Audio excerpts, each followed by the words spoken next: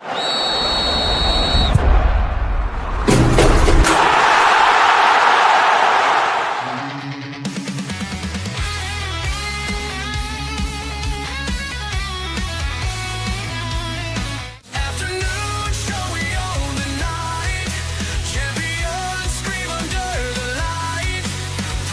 is a great honor for every fan of the Dallas Cowboys. I'm honored to be in the NFL.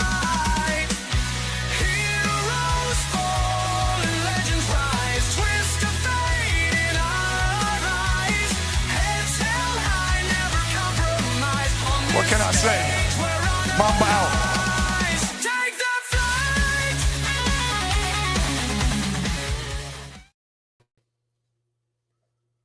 All right, well, it's happening, everybody. Welcome to the afternoon show presented by ESEN. I'm Chris Gonzalez, joined by Tony Gonzalez and Jay McLovin. How's it going? Going good. Huh? You've had a great day, haven't you? Oh, yeah. I'm completely devastated and depressed, but other than that, I'm doing great. Yeah, it was kind of a rough one last night. Jump right into the NCAA college basketball finals, Florida versus Houston. Yeah. What was the final score? 65-63, I think. 65-63. Yeah, Florida got that national championship. I predicted right. I had Florida, Houston in the finals, and Florida winning. That's what I picked before the tournament. But it was a crazy game. Houston winning. Huh? You were with me, remember? You picked Houston. No, I had Florida all along. Oh, did you have Florida? I had Houston in the finals. Maybe it was Frankie. Maybe it was Frankie that had. I had Houston in the finals, but I had Florida winning. That's who I picked to win it. Yeah. But man, it was a good game. I mean, yeah, the game reminded me a little bit of Houston and Duke. Yeah, it did. It did. I felt that Houston actually shot better and came out more aggressive and was more productive in the first half than they were against Duke. I just felt that, towards the end, a couple of, things didn't go Houston's way. One, Tolgert, their number one defensive guy, fouls out with, I think, 2 or 3 minutes left in the game. But, really, that game was exactly the way I thought it was going to be. It was going to be chippy. It was going to be scrappy. It was going to be a little sloppy at times because both of those teams are just super scrappy teams, and it went exactly the way I thought it was going to go. And ultimately, it came down to Houston just not being able to execute, that final play. They're only down by 2, had 4 or 5 ticks on the clock. They should have been able to at least get a shot up. And the fact that they couldn't get a shot up, that was devastating. At 22 seconds. Yeah. It just didn't go the way they wanted. Yeah, Florida, and execution is everything, right? Yeah, Florida played great defense. I seen a guy on Facebook just hammering on saying that they completely got out coached, and I disagree with that. I mean, don't get me wrong. I think Florida's coach did a great job, but I think Sampson did a good job too. I think they had a play drawn up, and it got stopped. It didn't work out. Same way with Duke. I mean, people criticize Duke's coach. I disagree with that. They drew up a play. It didn't work. It happens sometimes. That's just part of it. Florida, I mean, reminding me of the Duke-Florida game where Duke was up on Houston by 14 and Houston came back. Houston had like a 12, 13-point lead, and Florida came back. That's why it kind of reminded me of so much of that. And it was a really good game, man. Congratulations to Florida. I did see ESPN put out their way too early picks for number 1 next year. They're saying Houston's going to be the number 1 team. They said they got some real good people coming in. Well, they definitely got 3 top 20 ESPN 100 players coming in. I think one of them's at like 6 out of the 20 and 13 out of the 20 and something. I think it's maybe 10 or 11 out of 20. I mean, they got 3 good guys coming in to go along with Toggle, and also Sharp. So, and then of course I got to imagine that Kelvin Sampson's going to go to the transfer portal. I think Uzan, their point guard, looks like he's going to turn pro. So I bet you he's going to – I have a feeling he's going to go to the transfer portal, try to find an experienced point guard to line up with the other guys. And I have a feeling – they're going to put out a good team. They got the right winning culture.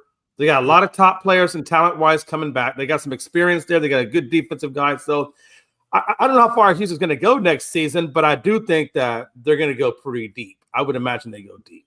And plus you got Sampson. He's a hell of a coach, so that definitely helps. But it's hard to say because you got so many teams. There's going to be that transfer portal. Players moving around. So For sure. Who knows who's going to have what by the time it's over with? Chris, what was your take on the game last night?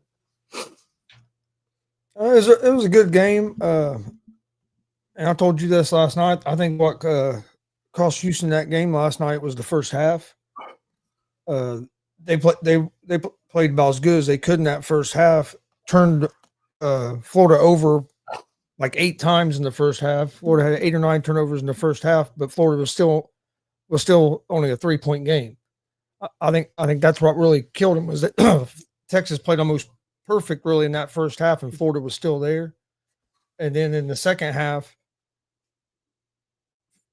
it was kind of, I agree with you in a little bit of way that was kind of comparable to the Duke game. The only difference was the Duke lead was double-digit lead was late in the second half. Yeah. Where this lead was earlier in the second half, and Florida kept chipping away at it. And then Houston only turned the ball over 4 times the whole game, and then turned the ball over 5 times in the last 2 minutes. 2 minutes of the game.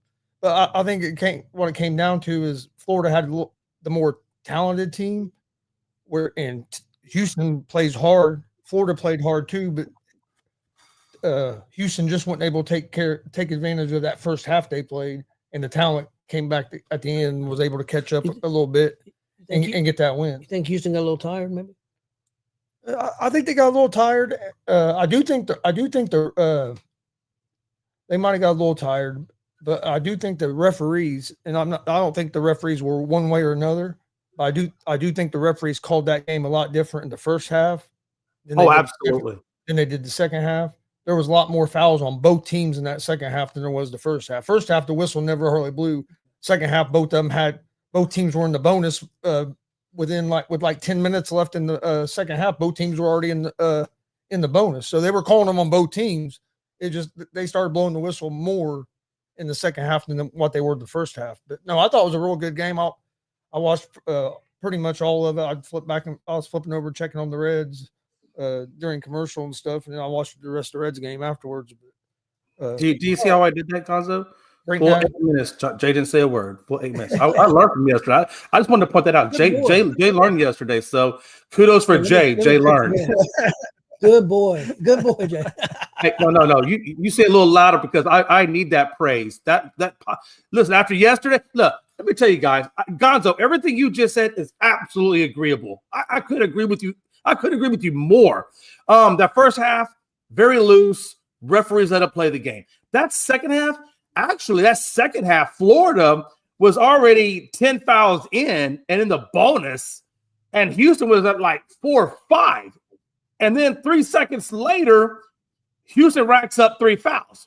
3 fouls in 9 seconds on Houston. And then now Houston finds himself, in foul trouble. And then, of course, Tuggle actually fouled out. Our number one defender actually fouled out, I think with 2 or 3 minutes left in the game.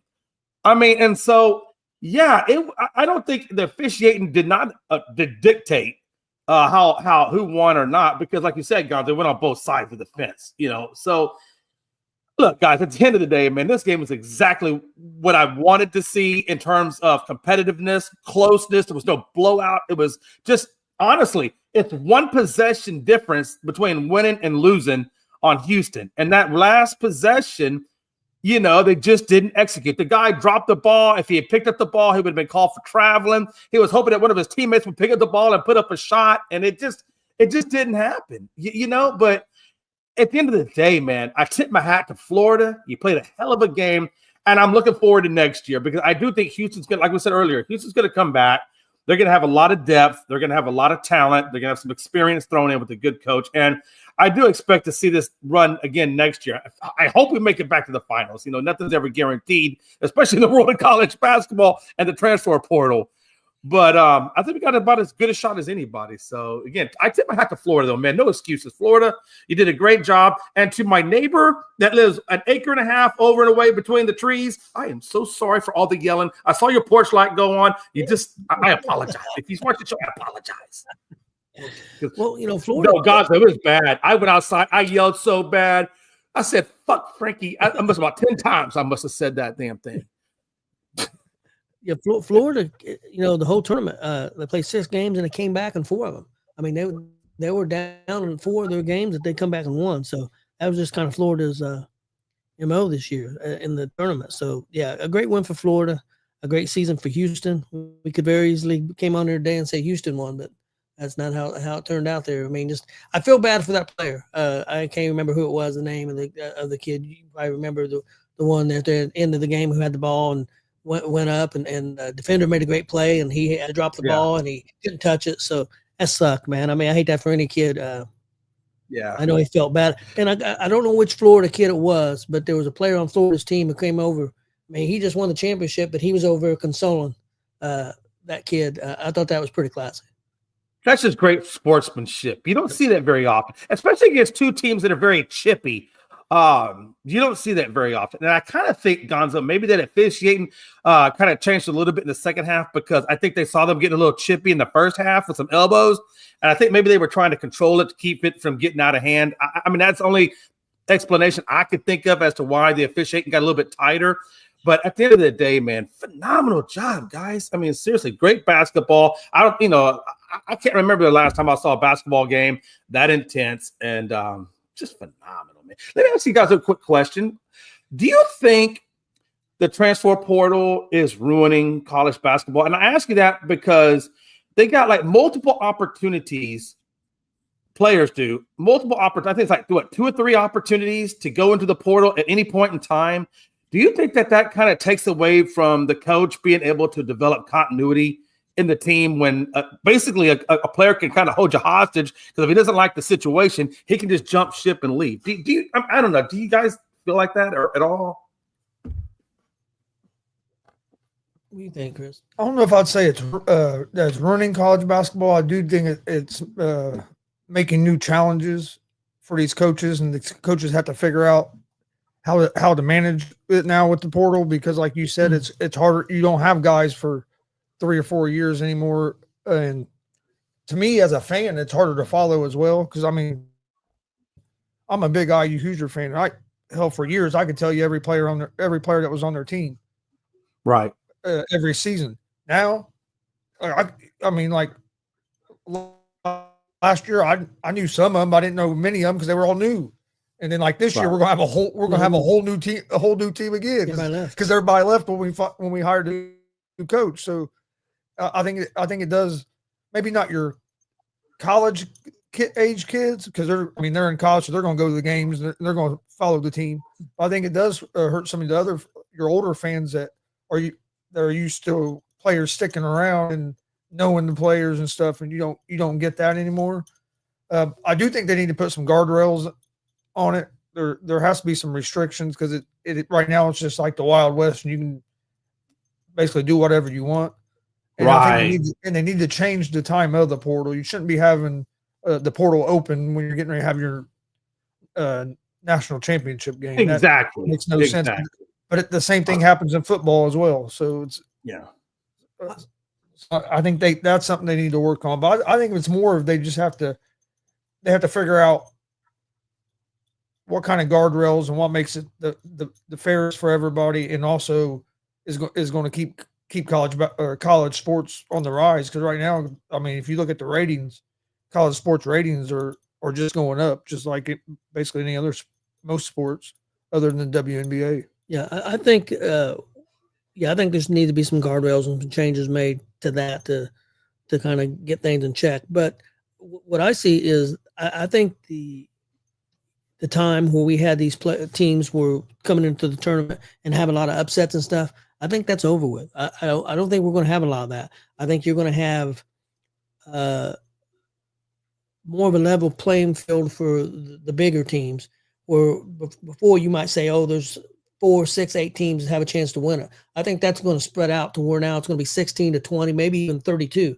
I think the first round of the NCAA tournament is going to be a lot of blowouts, but then when you get to that 32 or 16, I think you're going to see a lot of real good competitive games because a lot of those teams are going to have real good players. So it's going to be more spread out. Duke ain't going to control everything, or North Carolina is not going to control everything. So I think you're going to see maybe in some as far as tournaments go, I think we're going to see better basketball once you get to the Sweet 32. But I think I think once you get into the start of the tournament, I don't think you're going to see very many upsets anymore. I think you're going to see a lot of blowouts. Yeah, I feel like the transfer portal is a good thing in terms of, if I'm a young player or let's say I'm a sophomore and I'm just not seeing the touches because maybe I got too many talented people ahead of me and I just can't break through. Then I can go to another team, and try to get my playing time there. I do think it's fair to the players to have a transfer portal. I just don't, like you said, Gonzo, I don't think it needs to be 3 different times during the season that you can enter the portal. One time. You get the first 30 days at the beginning of the season to see where you are. And if you're not getting touches or whatever because people ahead of you, okay, transfer portal's open. Within that first 30 days, make your move, go where you got to go. But after that, it's closed. It won't come again until next season. That way you can build the chemistry, but still yet give the players an option to go to another school to pick up playing time. I think it's good that direction. But the way it's set up now with these multiple opportunities, hell, you get almost even into the playoffs, like you said, you can go to the damn portal. That's ridiculous. Do you think there should be limits? Because as far as I know, there's not. I could be wrong. Like, there's been players already that's played for like 3 or 4 different teams. Do you think there should be a limit to how many times they can change? Maybe just once or twice? I mean, a guy can play his freshman year for IU, play his sophomore year for Ohio State, play his junior year for Houston, and play his senior year for Duke. Do you think that's I think that's something that they're going to change. I think that's what I'm saying. There has to be some kind of guardrails because right now what's happening is these players are those sign this NIL deal or the college is paying them so much to get them to go there. Well, then they want more money, so then they just tell that college they're going to enter the transfer portal to use that as leverage to try to get them to give them more money. And that's where these coaches now, you're not just recruiting for your next year. You're recruiting your players every season to stay. So I mean, it's not like it used to be where you get guys and you're working on your next class to add. No, now your next class might be your team. I mean, you just. Do you think it should be the way it goes? And what it's hurting too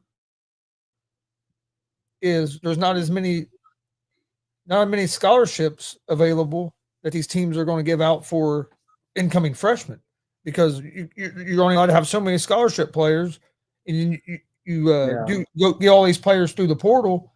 I heard Calipari and another coach was talking about it where now instead of maybe recruiting 7 or 8 freshmen a year, he's only recruiting like 4 because he has to get 2 or 3 transfers to try to fill a team where he can be competitive and get some guys with experience. You can't just run it all freshmen anymore. So he's only being able to actually recruit like high school, like 4 freshmen out of high school where it used to be like 8 or 9 a season. Like at least in pro where you pay a guy, you got him on a contract for 2 or 3 years. With college, you're paying the guy after the season, halfway through the season, he can decide, hey, after the end of this year, I'm going somewhere else. I'm gonna make more money.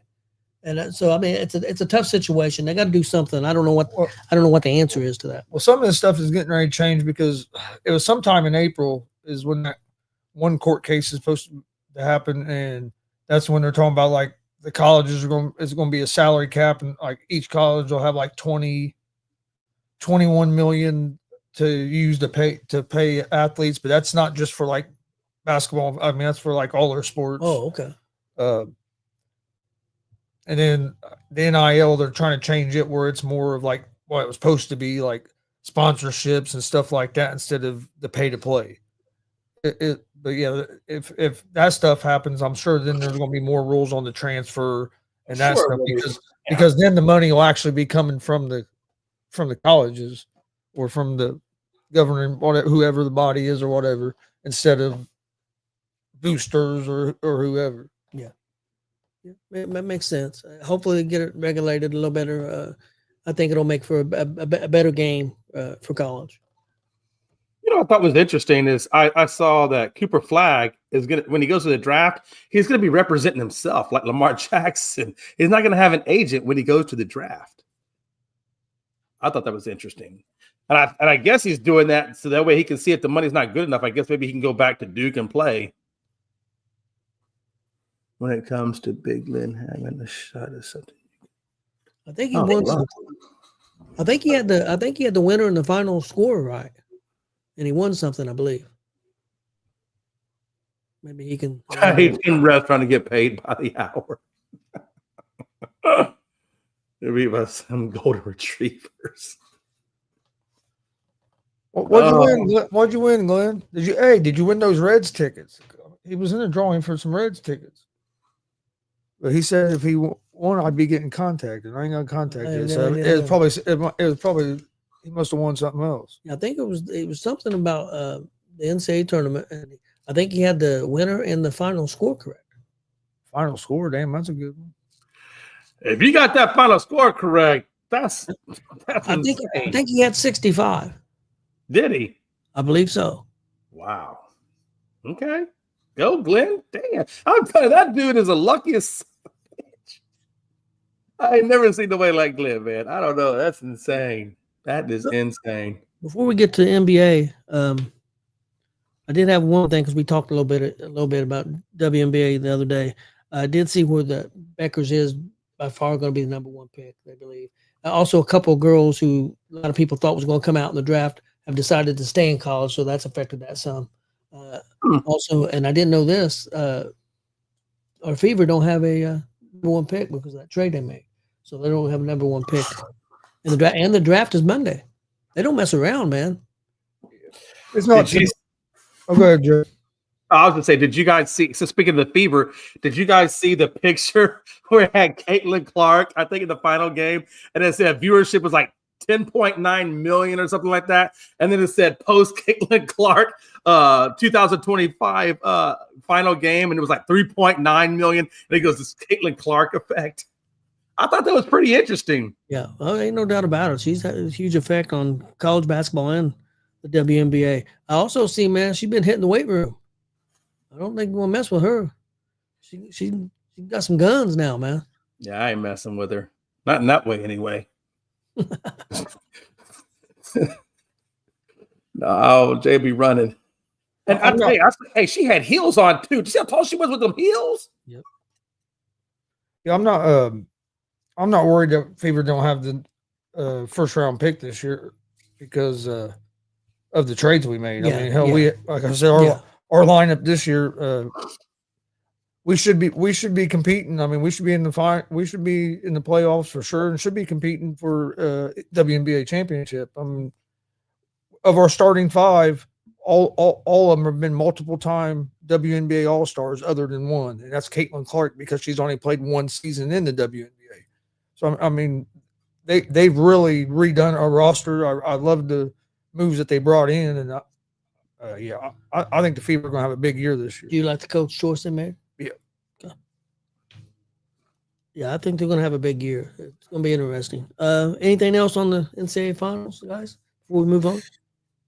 Let's move on because Jay needs to start looking towards next year. I ain't gonna lie, man. It was depressing yesterday, Tony.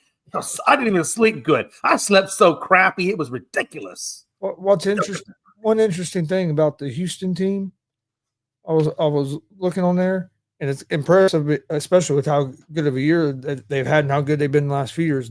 They don't have anybody that's projected to be drafted in the first two rounds of the NBA draft.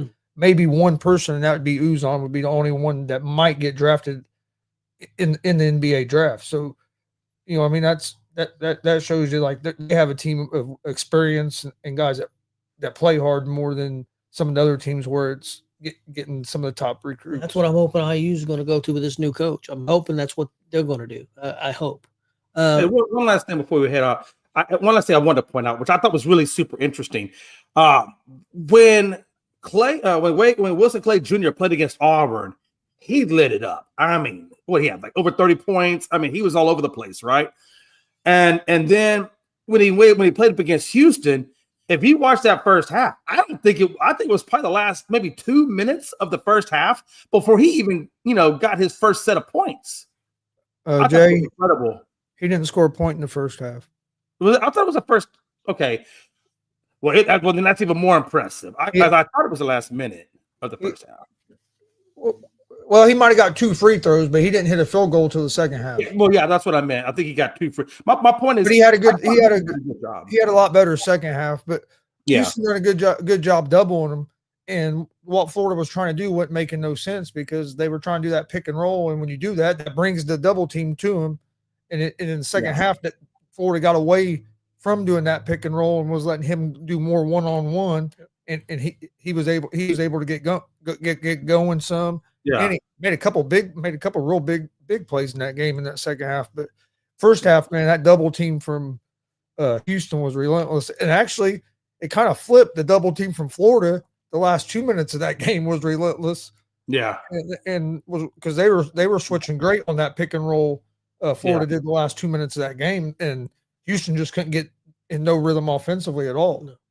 One thing about Clayton, real quick, I did see a thing on him this morning saying that he'll be drafted in the first round, and they're projecting him to go 28th to the Boston Celtics. Clayton Jr., they got him projected to go 28th? That's what I seen this morning. One thing I did like about Clayton was, like Jay said, he didn't hit a shot in the first half, and then the 2 free throws toward the end, but he still had an impact on that first half. He had like 7 or 8 assists that first half. Like he was still making some plays to help his team, but he couldn't get nothing going offensively. But I like that he didn't hang his head. He kept playing and absolutely contributing to the team. If he dropped to 28th, I would be floored. Because I can't imagine he's so much better than I was thinking more like top 10. And they're saying 28th. I mean, that's wow. Okay. That's what I see today. Okay. Okay, guys, let's go to the big story of the day. The Denver Nuggets fired their head coach and the general manager, man. That's with 3 or 4 games left in the season. They won a title in 2023 with that coach and general manager. I wish somebody could explain this to me because I don't understand it. Chris, what do you think about all this? I don't know. Something had to happen. I guess from what I'm getting, they had a meeting with, I guess the ownership had a meeting with the coach and the GM, and then after the meeting, they fired both of them. So I don't know if maybe the coach tried to kill the owner in the meeting or something, or what happened, because it don't make no sense. I mean, Mike Malone's been one of the better coaches in the NBA over the last 7-8 years. I mean, look, he's been with the Nuggets 10 years, and look what they've done. I know they've only got the 1 championship, but they've been right there multiple times. Yeah, they were 3-7 over their last 10 games, but it just don't make no sense. If you wanted to fire him, you think you'd wait till after the season. So something had to been brewing, and something had to happen in that meeting to tip it over the edge. But I'm sure we'll get some more information about why it happened come out here soon. But yeah, I have no idea. I know they're 3-7 in the last 10 and lost 4 straight. And I know this ain't the time of year you want to be doing that. I understand that. But you still got a very good team and a very good coach. Everything could change once you got into the playoffs. I mean, on a dime, it could change. They're a dangerous team. I don't care what anybody says. I don't think anybody wants to play the Nuggets in the tournament. It don't make sense to me. Jay, what's your take on it? First of all, I just want to pat myself in the back. That's now 2 for 2, baby. 2 for 2. I'm saying I'm on a fucking roll today. I'm not interrupting him, so I'm doing good.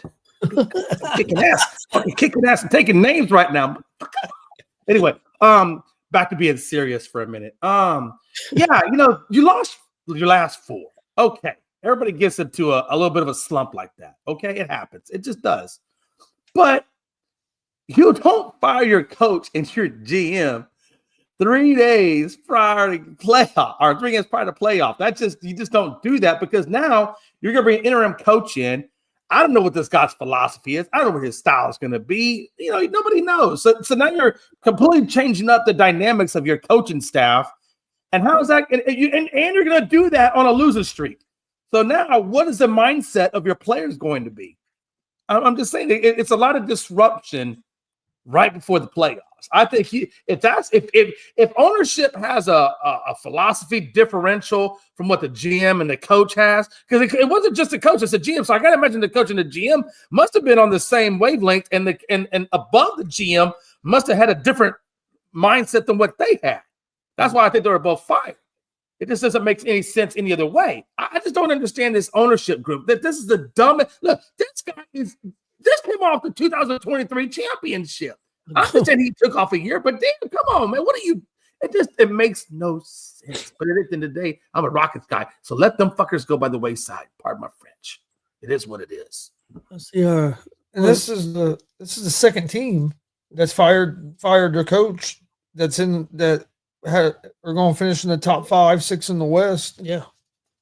over the last couple of weeks because Memphis fired theirs a couple of weeks ago, and then now Denver right before the playoffs, and both teams are playoff teams. It just to me it doesn't make a lot of sense. I did see a report where they didn't say what was wrong, what happened, but they did say that maybe that they were taking those problems in Memphis, maybe of course problems maybe in Denver too, and Memphis got rid of their coach and they've played better ever since then. They played pretty good basketball since then. So maybe their thinking was, hey, maybe we get rid of the general manager. I don't know, but get rid of the coach and maybe it changes things and they play better in the playoffs. I don't know. That's a report. I did see that report earlier today on TV. I think it was actually Chalmers who said that. But I don't know. It don't make sense. I do see Joe's in here. Joe, how you doing after last night with your Houston Rockets, buddy? I think he meant Houston Cougars. Yeah, I said Rockets. Sorry about that. I meant Cougars. Too many Houston teams. Discombobulated. Too many Houston teams. No. It was a rough day yesterday, honestly, for Houston, man. You know, Astros lost to the Mariners. I know you had a bad day yesterday. Yeah, it was a bad day all around for Houston, honestly. I was walking outside and people were passing out 1-800 get help numbers all around the city. It was ridiculous, but yeah, because after that I turned over the Houston. Well, I finished watching the Reds game. Then I turned over the Houston game and got to Seattle take it over and win. Yeah. It was. Yeah, I had a good night. Reds are the only team that can seem to beat the best team in baseball. So we're in a decent spot. we can't beat nobody else, but we can beat them. Well, we beat the Brewers. Well, correct me if I'm wrong, guys. Are the Dodgers in third place correct right now? Yes. Or are they in second? Third. Yeah, they're in third. Who would have thought the super team would be in third? What was impressive to me about the Reds last night was Hunter Green's pitching performance. Yeah. He'd only thrown like 82 pitches going into the ninth inning. Only gave up 3 hits. Ended up giving up 1 hit in the ninth. Was 1 out short of having a complete game shutout. But Santillan came in, closed it out, so it was still a shutout. He just didn't get the complete game. But our pitching's been good.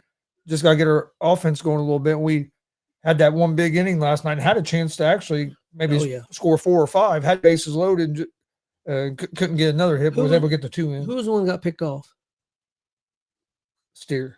Yeah, Bat got picked off again. You was outside. No, I heard it at third base. Bat got picked off again. So what the hell is he doing? Hey, I'll tell you right now. Right now, the Tigers are beating up on the Yankees 5-0. Yeah, that's another thing that I see kind of taking this. It's like the Yankees are like this right now. They'll play real good, and then they'll kind of give up a couple, and then they'll play. It's kind of like they're flip flop between first and second in the standings. Yeah, I was watching a little bit of that game yesterday. It was snowing. Detroit. That's insane. And I think, correct me if I'm wrong, Detroit has an open air stadium, or they don't have a dome, do they? No dome. Okay, I didn't think they did. Wow. Okay. I see. I was reading this thing that had like it was rating like the MLB ballparks. Had the Cincinnati Reds as number 15. Wow. Man, I don't know. I love that ball number. Had Yankees was like 17. Houston was like 19. Damn. Yeah. Who's number 1? Trying to remember now.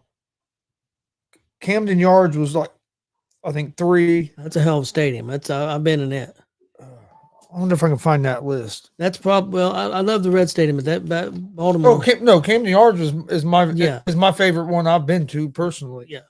I would have Great American Ballpark second out of the ones I've been to. I haven't been to. Well, I've been to Detroit. Detroit is real nice. Yeah. Detroit's real nice too, and they had it like It was around 10th or 11th. It was ahead of the Reds. Okay. But it's pretty nice. We were there right after Right when after it opened. Yeah, that's right when they opened. Wow.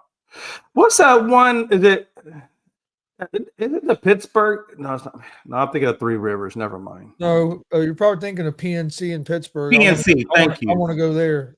That's the one. PNC. Yes, sir. Okay. Yeah, I would like to go there. Actually, me and my cousin was just talking about that, about wanting to go there to that diamond. How I've heard it's real nice. But I said this. From what I understand, it's supposed to be really a nice stadium. I like Houston Stadium. I don't know why it's 19, but I like Houston Stadium because Houston Stadium has a lot of history tied into it. Part of it is, Houston was founded on the railroad. It was founded on, the refinery business and things like that. And part of the actual stadium was built back in the 1800s, and that was an old railroad station, which had the train that goes across the tracks. I like the history and that they included into it. But here's a different list of the top ranked. This is top ranked stadiums. Number 1 is Citizens Bank Park, Philadelphia Phillies. Okay. Number 2 is Global Life Field, Texas Rangers. Number 3, San Diego Padres, Petco Park. Number 4, PNC Park, Pittsburgh Pirates. Yeah. 5, T-Mobile Park, Seattle Mariners. 6, Oriole Park at Camden Yards. 7 is Detroit Lions. 8, St. Louis Cardinals, Busch Stadium. Detroit Tigers, I mean. Okay. Number 9, Great American Ballpark, Cincinnati Reds. And number 10, Kansas City Royals, Kauffman Stadium. That's the top 10 on this one. I'll tell you what, it's cool with the Reds that they have. I believe it's open all the time. They have that Cincinnati Reds Hall of Fame. I believe that's open all the time to the public. Oh, nice. So I think that's cool. And I think also have their, what do you call it? Not concessions, but their gift shop. Their shop. I think you can go in there and buy stuff all the time too. They have set hours every day. You can go in there and go to the Hall of Fame. So I think it's pretty cool. They also have a sports book that's open all the time. They have a sports book too. That might be, maybe that's why it's ranked so damn high.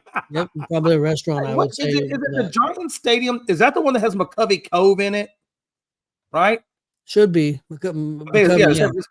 Yeah. Yep, that's one that's got the Cove. Yeah. I love that park. I think it's a beautiful. I like the scenery that you see when you're at the park. The ocean and everything. I love that stuff. Yeah, I got to see McCovey play when he played against the Reds in the 70s. I got to see him play. Yeah, that was pretty cool. Because my dad was a Giants fan, so whenever the Giants came to Cincinnati, we went to Cincinnati to see the Giants. Okay, I got you. I just thought it was pretty cool. I mean, I know it's probably not ranked that high of a stadium, but I like the idea of the ocean being right there. That's pretty dope.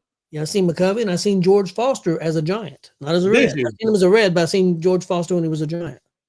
Nice. Got to see Willie Stargell play for the Pirates against the Reds. Yeah, so I got to see a lot of great players play. I was very fortunate. I think the best ballpark ever was the Houston Astros when they had the hill out in the middle of center field. Oh, was it Towles Hill? That was about the stupidest thing I've ever seen in my life. How do you put a hill with a flagpole in play? Come on now. I don't know, Gonzo. I can't speak for the designer on that. As you can see, there clearly is no more hill, so let's just lay off, okay? Didn't the Astros have like a train or something you used to go across me hill and run? I think they still do. That train, I believe, is still there. That's pretty cool. That's what I was trying to tell them. Our stadium was founded on a railroad. It was part of the stadium is actually the old railroad depot, and that's why the train goes across like that. Is because it's part of the history of Houston. Yeah. I wish Houston could add some history to their hardware last night, but me too. Listen, me too, man. Damn. Hey, I'll be honest with you. I had a feeling Florida was going to get it done, though. I was like, man, I want. Nobody cares, Glenn. Nobody cares. We've already moved on. Different topic now. Get out of my nightmare. Get out of my nightmare, Glenn. Get out of my nightmare. I'm leaving. Yeah. Hey, Glenn. Yeah. Who won the national championship last night? Oh, see, there you go. See, hold on. Now, Tony, I I came in here with absolute intentions of making sure that I did not interrupt your son. I said, that is my number one mission. That was my mission. Why is he got to be a douchebag? Ask Chris what I came in to say. What I came in to say to him last night. I said, "Why did Houston lose last night?" And he said, "Why?" I said, "Because they didn't have the dog in them. Florida had the dog." That's what I told Chris. I see. Hey, look, At least you didn't say I the tiger. Man, 'cause No, I didn't say I the tiger. I said the dog. they like Hogan in 1983, you know. Yeah. The only thing that sucks, man, is these Reds games don't start till fucking 10 o'clock at night right now. Yeah, I'll be at work. Oh, Yeah, That's because you they're, guys live on the damn East San Coast, Fran. Gonzo. Or not the East Coast, but the Eastern time zone. Did Yeah, you I know guys that. see And they're playing the out- pictures they're of playing the out Americans, west. underwater and stuff almost? Yep. So Cincinnati's Yeah, down I on saw water. I think that's the only good thing. I'm trying to think what would be a good thing about living on the West Coast, because damn sure it ain't finances. That stuff's expensive as hell. But if you're in that Western time zone, though, you really get the best time for all the games. You know, you never have to do those late games. Yeah, but like when games start here at 6 or 7 in the evening, it's only three there. So then so a lot of times you You'll be work. struggling to get off work and stuff too. So Yeah. there's pros and cons both ways. Well, that's a good point. You're absolutely correct. That's why you get a transistor radio and you listen to that crap on the downside. Or what's some little things they got now? You put them little AirPods in there and you keep your phone in your pocket. That's what you do on that. That's how I would overcome that. I turned the Reds game on the old trusty AM radio and drive around and listen to it if I'm not home. We got that WLW out of Cincinnati, 50,000 watts, been around for I don't know how many years, probably 100 years. And listen to the games on there. Tony, my dad, back in the early 80s, maybe even late 70s, when we would go to church, my dad would have a transistor radio in his pocket and he had that little thing around his ear, and he'd be in church. Oh, hell, for praise the Lord. I can't tell how many times, man, my dad embarrassed the hell out of me in church services, man. But he played it off pretty good, though. And I accidentally dropped the F-bomb out of church because IU lost on last second shot to Iowa. Yeah. We were at a church setting up for a wrestling show. Yeah. And I'm setting the equipment up, and the guy hit a 3-pointer as the buzzer went off to beat IU. And we had tickets to go the next day Yeah. and to the Big Ten championship game, and Purdue had already qualified. So if IU won, we was going to see IU and Purdue, two Indiana teams, play each other in the Big Ten championship game. And we're IU fans. And Iowa hit a last-second shot to beat us. I guess it's And not only the last second shot, the 3-pointer, and he banked it in. yeah. Oh, wow. Yeah. Yeah, I remember that. Yeah, I dropped a real loud F-bomb. That's My bad. Yes, he did. I remember. You sinner! Look, hey, at least it wasn't there like a church service. No, or it anything. wasn't no service. Anything. Hey, you know what I'm saying? Dang. Chris be walking into the church, now water be boiling hot. I'm gonna listen to the Reds game on my phone and Sirius, and I don't like them AirPods and shit. So I just turn the game up and listen to it, and they'll be bitching at me. Well, turn on the 70s music. We won't listen to a baseball game. They'll be bitching at me. I listen to a lot of games on the radio. I listen to Pacers a lot on the radio. Me and Chris used to. Ball State games, or even a lot of the high school local high school basketball games. I listen to them on the radio a lot on Friday night. Yeah, man. You know that I listen to the Pacer games when they're on the road because I have a thing for watching the stuff when it's live versus not trying to watch when it's taped because I already know the results. And I'll listen to the Pacers on the radio, because I live like a third of a mile from the circle where their station's at, where they broadcast that all. So, Yep. Nice. Plus, I went a lot of stuff on the radio too, but that's beside the fact. Yeah, me and Chris used to when the Pacers and the Knicks were going at it, I think in the late 90s, we would watch the game on TV, but I turned down the sound and turned on the radio. And we'd listen to the radio broadcast and watch the game.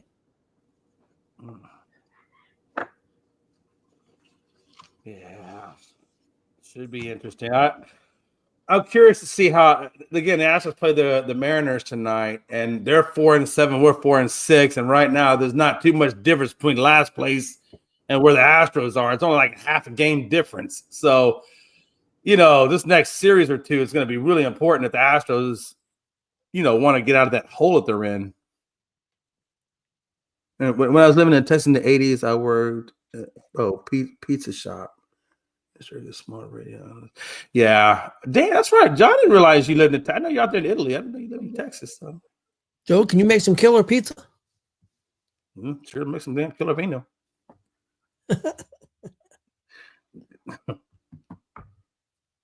Well, guys, you guys have anything else you guys want to cover? Oh man, I was just trying to see what else was going on. No, I did want to say though that prayers go out to Nelson Cruz's family and Octavio Dotel and his family. Obviously they had that nightclub roofs that imploded out there in the Dominican Republic, I think is where he's at. And so yeah, man, that was pretty scary what they went through. I couldn't imagine having a roof cave in. So yeah, it's I crazy. definitely go out to them. That was really about the other big thing I saw today. Yeah. Pacers play tonight too. Yeah, we're going to be in kind of a lull for the next week or so till the NBA playoffs start. Not going to be a whole lot of sports. Pacers I actually play tonight. Reds play tonight. Yep, the Reds need to start getting out of their little hole too, man. Got to hit the ball. Don't want to waste this good pitching if we can get it. We got to hit the ball. Got a big win last night. Yeah. If we can get our bats going, man, a lot of these 1-0 games will be lost to be going the other way. Yep. I think that Lakers Thunders game should be some. I'm gonna keep that. I probably will catch that game tonight. Have you heard what the Lakers are going to do tonight? No. Talking about setting the players. Get out of here! No. Yep. Of course they are. They all sit. Bunch of wussies. Because all they got to do is win 2 games, and they're willing to, because it's a back-to-back, so they're willing to concede this game to be more ready for Dallas, is what I heard the report today. They put all 3 guys on the injury report, and a lot of people believe they're not going to play tonight. That's ridiculous. I get it, but I don't get it. Wouldn't it be funny, though, if the Dallas ended up beating the Lakers in the first round? Oh, my God. If that happened, that would be iconic. Well, the thing of it is, if they lose the game tonight, and then and I understand a lot of people they should beat Dallas, but what if they lose Dallas? Now you've lost 2 in a row, and you lose one more, you're in danger of losing that spot. So I mean, it's taking a chance. I don't agree with it, but of course, what do I know? Hey Glenn, do you think Siakam plays tonight, or do you think they're going to set him out another night? I think they're going to send him out another night because it's Washington. Washington's won 60, or not one, but they've lost 62, or they're going to lose 62 after tonight. That's a lot of games, for NBA season because you only play 82. So I think Siakam definitely does not play tonight. I think he'll play likely against one of the 2 Cleveland games, and Rick will probably be looking to rest players after tonight. That's what I figured because as long as we win one more game, I think we clinch. Yeah, we're top 4. We're pretty well locked into that 4th spot, and really don't have a chance for the 3rd spot. If you bet spot. the Pacers this week, tonight's probably the best night of the week to bet them, based on tendencies and things like that, because obviously the Pacers are going to be looking to rest guys. Let me ask you guys a question. So, going back to the Lakers real quick and sitting players, right now they're fighting for the number 3 spot. Their final 4 games are OKC, Dallas, Houston, and Portland. So are you guys kind of suggesting that you think, obviously they're resting them, I guess, against OKC. I guess they already came out and said that. So do you think that the other game that they're going to rest on would be Houston, and they think that they're going to beat Dallas and Portland, and those will be the 2 games that will solidify the number 3 spot? That's what I think they're maybe thinking. But if you lose tonight and then Dallas upsets you and beats you, now you're in a whole different. That's what I'm thinking.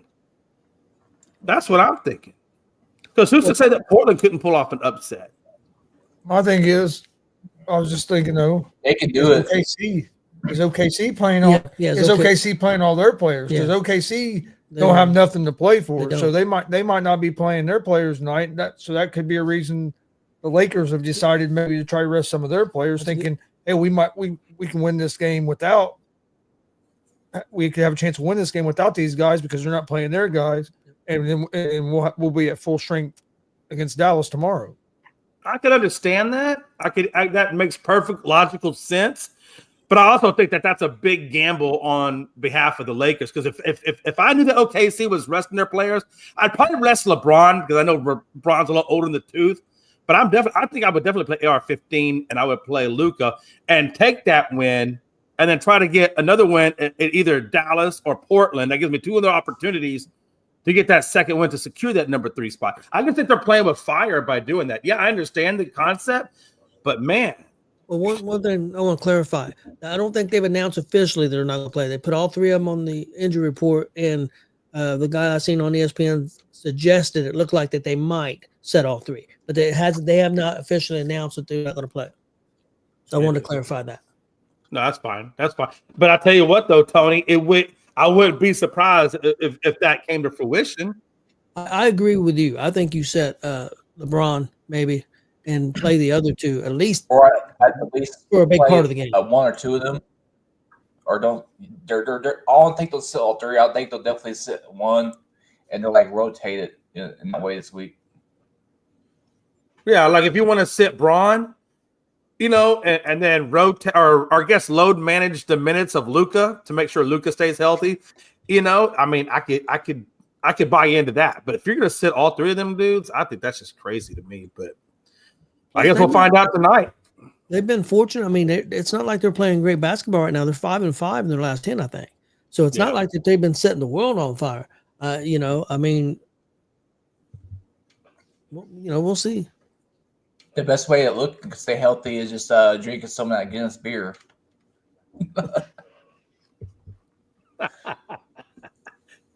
I definitely hope they don't sit against Houston. I want to see a good competitive game between us and the Lakers, But I would be surprised if they load managed against us, though, to be honest with you. Well, it could depend where they're at. If they lose these 2, they won't be able to.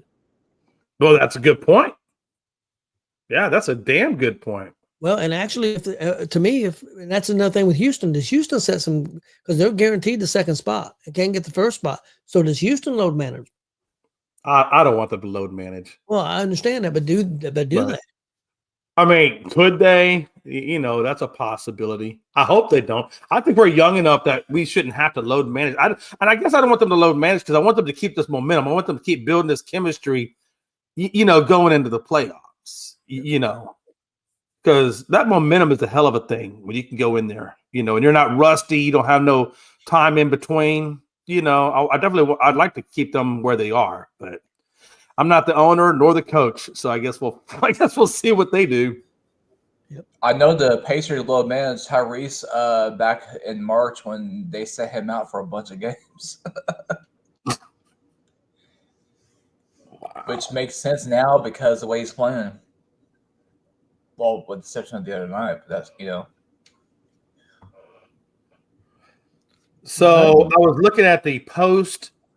I know we got probably about 6 minutes left. Just out of curiosity, so I was looking at the post NFL free agency power rankings, and they got Philly at 1, Buffalo at 2. I'll just give you the 10. Detroit Lions at 3, KC at 4, Baltimore at 5, Minnesota at 6, and then they got Green Bay at 7, Commanders at 8, which I think is crazy they're that far down, and then Chargers at 9 and the Bengals at 10.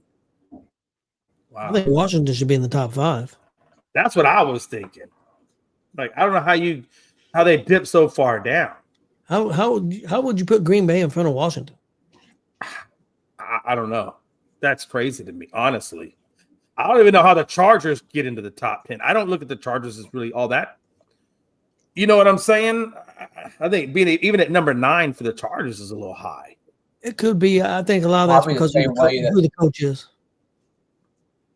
To answer your question, Tony, about how do you have the Green Bay so high on that list, is probably the same way that freaking Stephen A. Smith sent for freaking Knicks and stuff,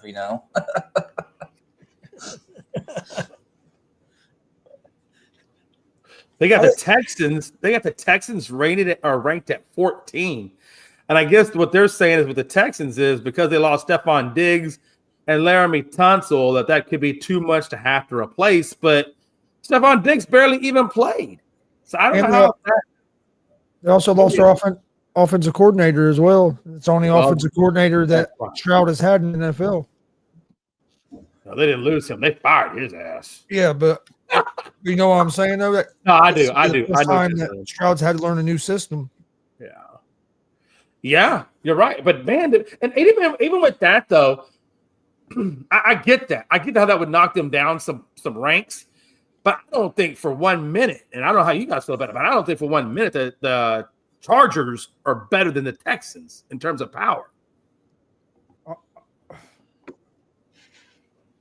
Man. I don't know if I'd have them ahead. I think it's close. I think it could be close with the coach they've got and the quarterback they got. I think it could be close.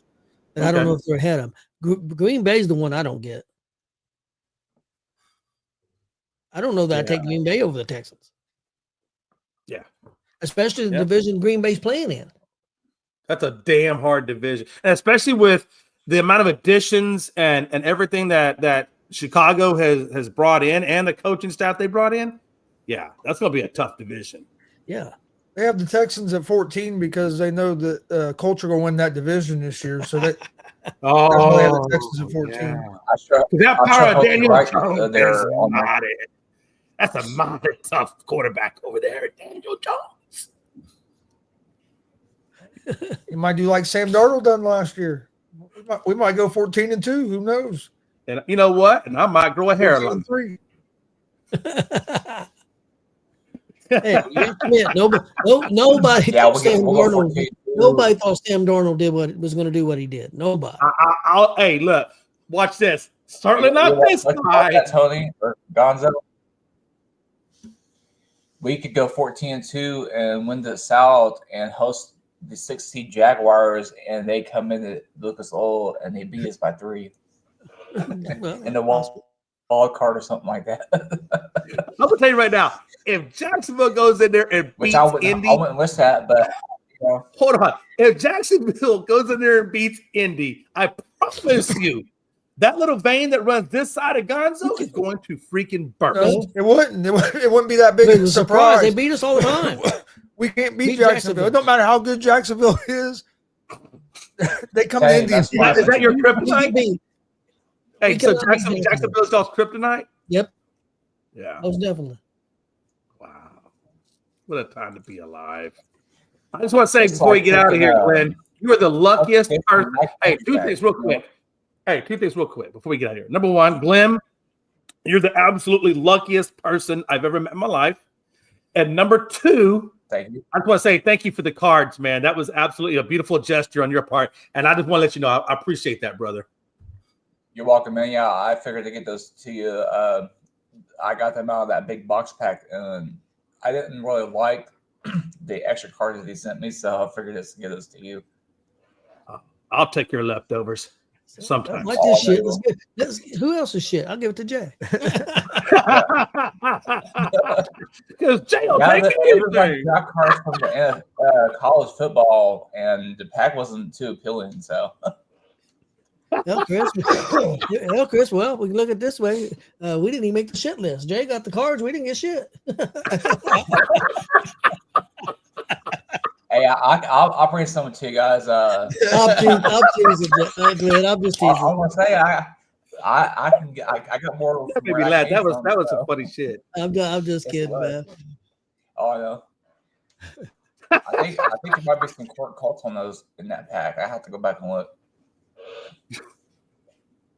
So did we get Denver's coach fired? Yeah, I think so. Last team played. Hey, we haven't beat them since before COVID, so and beat them without Siakam playing. Yeah. Yes, and Tyrese barely scored any points. Seemed like. Yeah, Obi Toppin had a hell of a game. But all right, please hit that subscribe button on all social media for ESEN and Gonzo Sports Room, and we'll see you guys tomorrow right around 2:00.